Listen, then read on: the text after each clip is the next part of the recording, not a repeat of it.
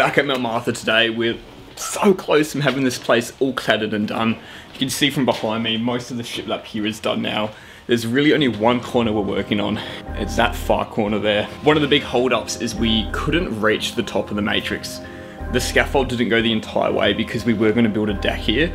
So I spent yesterday building the subfloor. We're going to leave it as it is now. And we're just going to use it as a platform to put a bit of yellow tongue down. We can set our ladder up on that and we can reach above the window.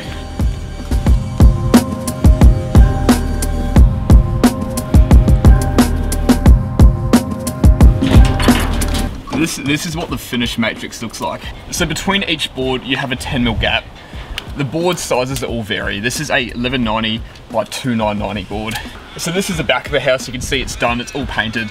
Between the sheets we line up our battens there, and that's what we're doing on the other wall. We want our batten to be behind the panels, and when it gets painted and caulked, the water in between the sheets hits that batten and runs all the way down.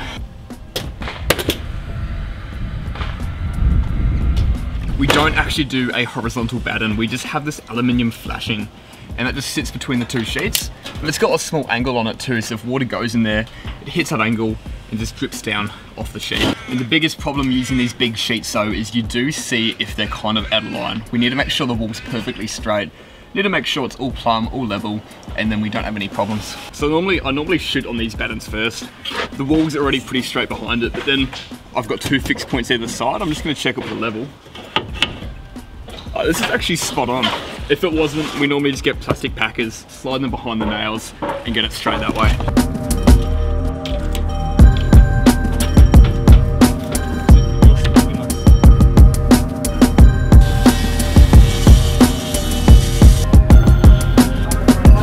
So for the matrix, we're obviously putting heaps of James Hardie glue behind it. The glue is going to be the primary adhesive. And then for the nails, we're using these 14 gauge Andy Brad nailers.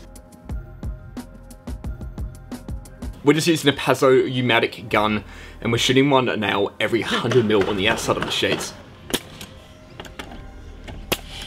So we got two battens on the end of the sheet just going vertically, and one in the middle with a 600 gap. And obviously all the battens are going to have galvanized framing nails holding them to the frame, so these boards aren't going to go anywhere. So this wall's basically done now. Basso and Mitch are just staying back to shoot on the last little checkout next to that window. Then it's done. Having a look at the rest of the house, we can see we're just adding on a bit more of that spotted gum, and then we can finish all the shiplap cladding. For now, I'm leaving those boys to quote a deck. Another build that should be coming up in a few